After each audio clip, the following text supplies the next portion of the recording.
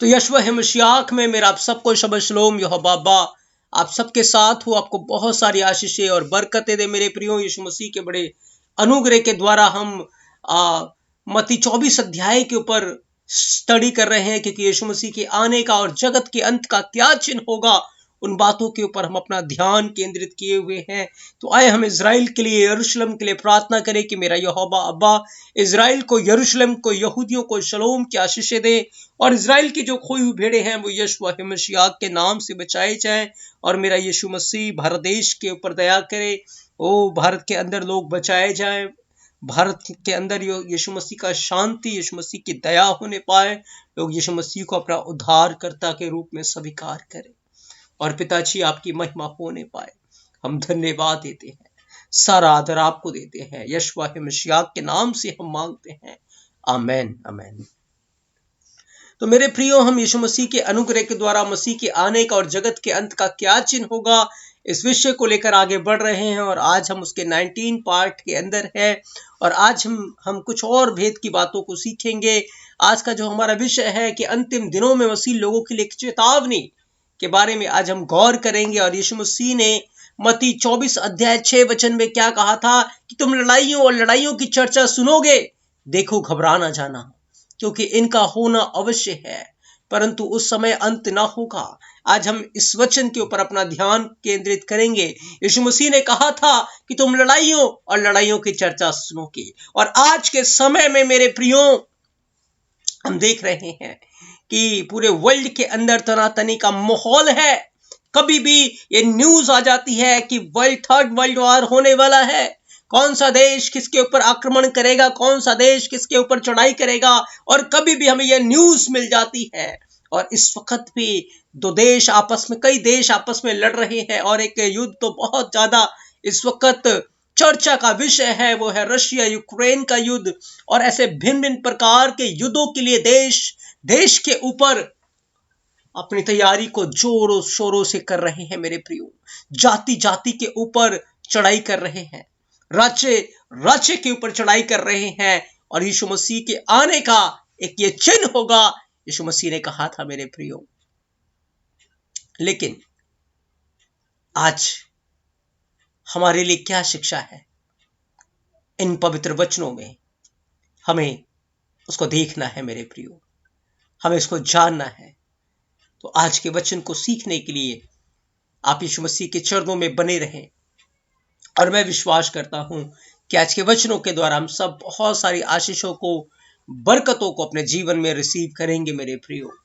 तो यीशु मसीह ने कहा था कि तुम लड़ाइयों और लड़ाइयों की चर्चा सुनोगे, और आज हम देखते हैं कि हर तरफ लड़ाई और लड़ाइयों की चर्चा है। हर तरफ खतरनाक वार चल रहे हैं, और वार अब सिर्फ वेपन्स के द्वारा नहीं, पर रसायन युद्ध के द्वारा भी हो रहा है, वायरसेस के द्वारा भी हो रहा है मेरे प्रियो। और ये एक साइन है अंत के दिनों का। लेकिन मेरे प्रियो, एक ऐसा गुप्त वार जो मसीहत के अंदर हो रहा है, जिसे हम लोग अनजान हैं, वो भी हो रहा है मेरे प्रियो। और याद रखें, हमें उस युद्ध में, उस लड़ाई में वचन के हथियार को लेकर उतरना पड़ेगा, नहीं तो मेरे प्रियो हम घायल होकर उस दौर से भटक जाएंगे।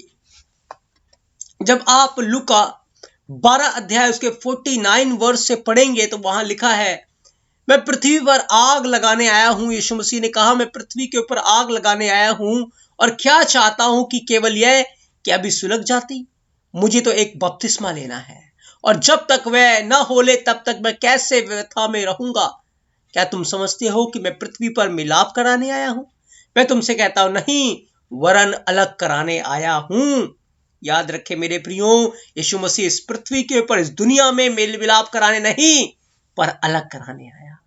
वो एक ऐसी तलवार चलाने आया जिससे हर एक का हृदय छिदेगा, हर एक व्यक्ति का हृदय छिदेगा। और याद रखे, ये एक आत्मिक लड़ाई है जो हर समय, हर पल लड़ी जाएगी मेरे प्रियो। क्या हम इस आत्मिक लड़ाई में आज लड़ रहे हैं मेरे प्रियो? बाइबल बयान करती है यीशु मसीह के आने का चिन्ह होगा। आज मसीहत के अंदर ही आप उठाकर देख लीजिए, बहुत सारे डिनोमिनेशंस हैं, बहुत सारी गलत शिक्षाएं हैं। कोई कुछ सिखा रहा है, कोई कुछ सिखा रहा है, कोई कह रहा है ये सही है, कोई कह रहा है वो सही है, कोई बता रहा है ये ठीक है, कोई कह रहा है मैं सही हूं वो गलत है। और इस प्रकार की बातें आज मसीहत के अंदर हमें सुनने को मिल रही है मेरे प्रियो। लेकिन हम कैसे जाने कौन सही है और कौन गलत है? हम कैसे जाने कि हम जिस मार्ग पे चल रहे हैं क्या वो सच में सही है? हम कैसे जाने मेरे प्रियो? मेरे प्रियो,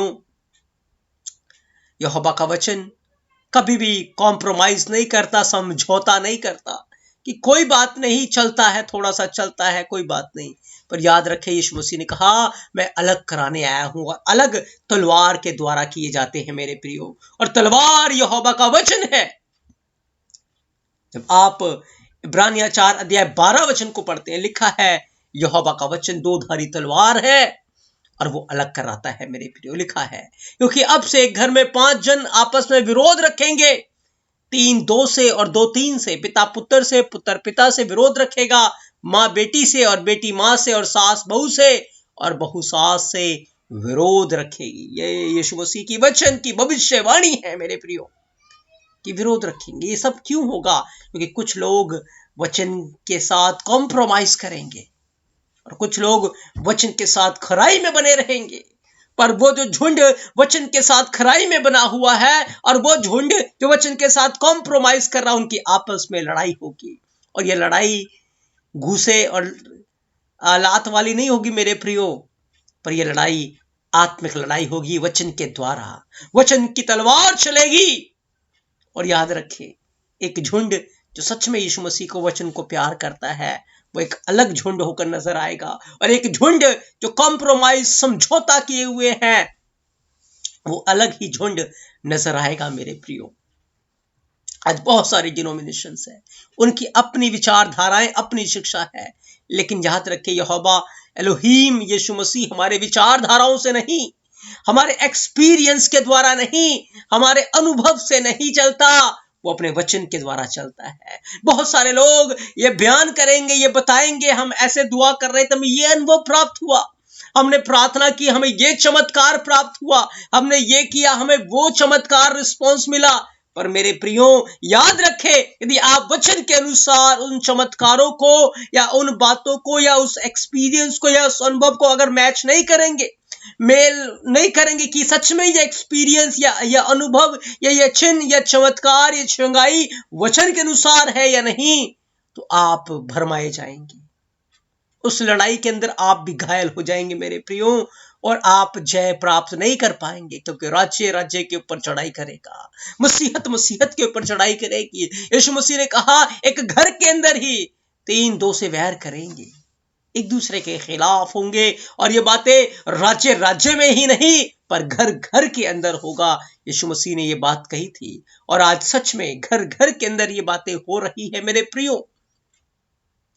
लोग आपस में एक मन नहीं है, कोई कुछ कहता है, कोई कुछ कहता है। और ये बातें क्यों हो रही हैं? क्योंकि वचन बयान करता है।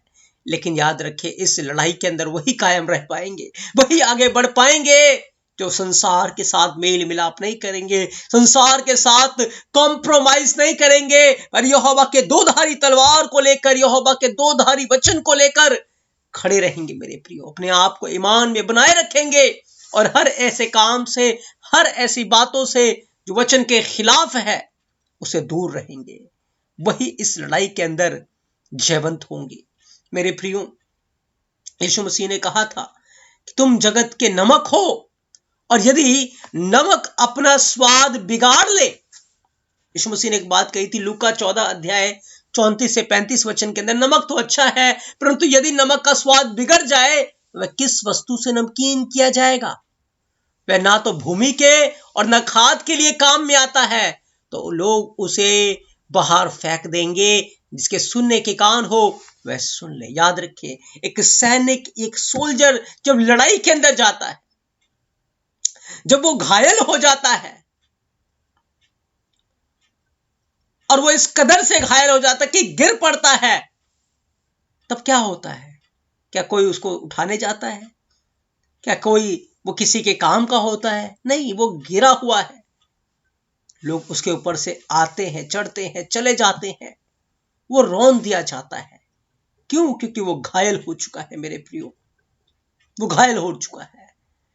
क्योंकि वहां पर हर कोई अपने प्राणों को बचाने के लिए भाग रहा है, और उस लड़ाई के भूमि में कोई घायल की सुधि नहीं लेता, कोई घायल को नहीं बचाता, क्योंकि यदि वो घायल को बचाएंगे तो खुद घायल हो जाएंगे। और घायल इंसान उस समय अपनी जिंदगी के लिए फाइट करता है और फिर कुचला जाता है और फिर वहीं दम तोड़ देता है। सेम वे में मेरे प्रियो, आज भी यदि हम वचन के अनुसार युद्ध लड़ रहे हैं, और जब अपने जीवन में हम कुछ मिलावटी चीजों को ले आते हैं, जैसे यीशु मसीह ने एक उदाहरण दिया था कि तुम संसार के नमक हो, अपने में नमक रखो।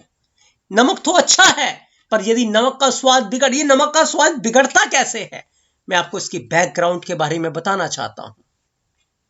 पहले समय के अंदर लोग यीशु मसीह के टाइम पे अपनी सैलरी की जगह पर नमक को लेना पसंद करते थे। नमक का बहुत उपयोग होता था। उस समय फ्रिज वगैरह नहीं होते थे मेरे प्रियो, और नमक को लगाकर लोग चीजों को बचाते थे खराब होने से। नमक का बहुत अद्भुत उपयोग होता था। उस समय लोग क्या करते थे, एक कमरा अपने घर के अंदर अलग रखा करते थे। उस कमरे के अंदर वो नमक को ले जाकर डाल देते थे, और उनके कमरे के अंदर हर जगह नमक ही नमक होता था। और उस कमरे के अंदर से नमक को निकाल कर वो इस्तेमाल किया करते थे। लेकिन याद रखें क्या होता था, जब अंदर का जो नमक है वो खत्म हो जाता था, तो कुछ नमक दीवार के साथ चिपक जाया करता था मेरे प्रियो, और दीवार की जो सफेदी है, चूना है, वो उस नमक के साथ जुड़ जाता था। और जब नया नमक डालना है तो जो घर का मालिक होता था वो आता था, और जब वो नमक को खुरचता था, नमक को दीवार से हटाता था, तो उसके साथ दीवार का चूना, दीवार की सफेदी भी मिक्स हो जाती थी। अब वो नमक का स्वाद किड़किड़ा हो जाता था। उसे वो न खाने के उपयोग का है, न खाद के उपयोग का है। और उस नमक को लोग इकट्ठा करते थे और इकट्ठा करके सड़कों पर फेंक दिया करते थे। और जब लोग गुजरते थे तो वो नमक जो है लोगों के पांवों के नीचे उसे रोंदा जाता था मेरे प्रियो, वो रोंदा जाता था और वो नमक बिगड़ जाता था। वो किसी काम का नहीं होता। याद रखें, जब हम अपने जीवन में कॉम्प्रोमाइज कर लेते हैं, हम संसार के साथ जुड़ जाते हैं, संसार के साथ मेल मिलाप कर लेते हैं, संसार का वो चूना, वो चिकना, वो पत्थर, वो सारी गंदी चीजें जब आपके जीवन के साथ जुड़ जाएंगी, याद रखें आप यहोवा के किसी काम के नहीं रहेंगे। आप बेस्वाद हो जाएंगे, आपके अंदर वो स्वाद नहीं रहेगा। जैसे नमक बिगड़ गया जब उसके अंदर चूना, सफेदी जुड़ गई थी, ऐसे ही एक विश्वासी के अंदर जब संसार की चीजें जुड़ जाती हैं, संसार के साथ वो कॉम्प्रोमाइज कर लेता है, वो समझौता कर लेता है, तो फिर वो यहोवा के लिए किसी काम का नहीं रहता मेरे प्रियो। वो फेंक दिया जाता है। लोग उस पर चढ़ते हैं, गुजरते हैं। क्यों? क्योंकि याद रखे, थोड़ा समय हमें दिया गया है कि जब तक हमारी सांसों में सांस है, हम पश्चाताप करें, हम तौबा करें। यीशु मसीह हम पर दया करेंगे। नमक तो अच्छा है, लेकिन यदि उसका स्वाद बिगड़ जाए तो फिर वो कैसे नमकीन किया जाएगा। मेरे प्रियो, हमें मौका दिया गया है। मरकस 9:49 के अंदर लिखा है, क्योंकि हर एक जन आग से नमकीन किया जाएगा। जब नमक अपना स्वाद बिगाड़ देता है, याद रखे आग में से डाला जाता है, और आग फिर गंदगी को भस्म करती है और प्योर नमक को अलग कर देती है मेरे प्रियो। आग यहोवा का वचन है। जब अगर आज हमने अपने जीवन के अंदर कुछ मिलावटी चीज को रख लिया है, संसार की बुराई को, संसार की चीजों को रख लिया है, जिससे हम घायल हो चुके हैं, तो मेरे प्रियो यहोवा का वचन वो आग है जिसे हम फिर से नमकीन हो सकते हैं। फिर से हमारे अंदर एक नमक आ सकता है, वो स्वाद, वो टेस्ट दोबारा से आ सकता है। लेकिन उसके लिए हमें पश्चाताप करना है, हमें यहोवा के वचन के अनुसार फिर से तौबा करनी है, और फिर से उसी नमक को, उसी स्वाद को अपने अंदर वापस से लेकर आना है। और वचन के अनुसार हम फिर से जो स्वाद बिगड़ गया था, जो नेचर बिगड़ गया था वो फिर से बदल जाएगा। लेकिन ये सिलसिला कब तक है? जब तक मेरे प्रियो हम उस घर के अंदर हैं। यानी कि मैंने आपको बताया था कि एक कमरा होता था, उस कमरे के अंदर नमक को ले जाकर रखते थे और स्वामी लास्ट में जो नमक बच जाता था उसे साफ करने के लिए आता था। मेरे प्रियो, जब तक हम इस कमरे के अंदर है, ये बॉडी एक कमरा है, एक किराए का कमरा है जो थोड़े समय के लिए दिया गया है। जब तक हमारे प्राण इस कमरे के अंदर हैं, आत्मा इस कमरे में है, इस बॉडी के अंदर है, तब तक ही हमारे पास मौका है कि हम आग से नमकीन हो जाएं, यीशु मसीह के वचन से नमकीन हो जाएं। लेकिन जिस दिन मालिक आएगा और खुरचेगा और कमरे से बाहर निकालेगा, याद रखें उन लोगों को नरक की आग में फेंक दिया जाएगा। वहां पर उन्हें रोंदा जाएगा दुष्ट आत्माओं के द्वारा और दुष्ट की ताकतों के द्वारा, और फिर वो किसी काम के नहीं रहेंगे। ना वो भूमि में खाद के काम के हैं, न किसी व्यक्ति के काम के, पर वो नरक की आग में हमेशा हमेशा के लिए तड़फेंगे, रोएंगे, दांतों को पीसेंगे। इसलिए मेरे प्रियो, अंत के दिनों में हम रह रहे हैं, और जैसे यीशु मसीह ने कहा था कि तुम लड़ाइयों और लड़ाइयों की चर्चा सुनोगे, और आज आप चर्चा सुन रहे हैं। देश देश के खिलाफ है, राज्य राज्य के खिलाफ है, जाति जाति के खिलाफ है, यहां तक कि घर में भी लोग एक दूसरे के खिलाफ है, कलीसिया में लोग एक दूसरे के खिलाफ है, पास्टर दूसरे पास्टर के खिलाफ है, विश्वासी दूसरे विश्वासी के खिलाफ है। हर कोई खिलाफत में चल रहा है। लेकिन याद रखें, आप अपने आप की निगहबानी चौकसी यीशु मसीह के वचन के द्वारा, जो कि दो धारी तलवार है, उसके द्वारा कर सकते हैं कि कौन सी बातें सही है और कौन सी बातें गलत है। जो वचन से चूक जाएगा, याद रखें, वो घायल हो जाएगा, और जो घायल हो जाएगा वो गिर जाएगा। मेरे प्रियो, उसे वचन से फिर से नमकीन होने की जरूरत है, फिर से वचन से संभलने की जरूरत है। और जब तक वो इस कमरे के अंदर है, जब तक प्राणों में प्राण है, तब तक ही मौका, और हमें नहीं पता कि किस घड़ी किस क्षण हमारा प्राण हमसे ले लिया जाएगा। इसलिए मेरे प्रियो, हमारे पास, हम अंत के दिनों में रह रहे हैं, जब हम उन चिन्हों को अपनी आंखों से पूरा होता हुआ देख रहे हैं। इसलिए आए, हम तैयारी करें, हम यीशु मसीह के वचन से अपने आप को लैस कर ले, भर ले, और सच में उस दो धारी तलवार के साथ, दो धारी वचन के साथ हम युद्ध करते रहें, हम लड़ते रहें, और तमाम झूठी शिक्षाओं का, झूठी बातों का हम खंडन करते हुए मसीह की खरी और पवित्र शिक्षा में आगे बढ़ते जाएं मेरे प्रियो, ताकि हम इनाम पाएं। हम इनाम पाने के लिए बुलाए गए हैं, ना कि घायल होकर लोगों के पांवों के नीचे रौंदे जाने के लिए। मेरे प्रियो, हमें जयवंत जीवन जीना है और मसीह यीशु में बहुतायत से फल लेकर आना है। तो यीशु मसीह ने जो चिन्ह दिया था वो आज के समय में पूरा हो रहा है। आप उन वचनों के लिए अपने जीवनों को तैयार करें। यहोवा बाबा अपने इस पवित्र वचन के द्वारा आप सबको बहुत सारी आशीषें और बरकतें दें, और आप यीशु मसीह में ईमान में बने रहें। आमेन, आमेन मेरे प्रियो।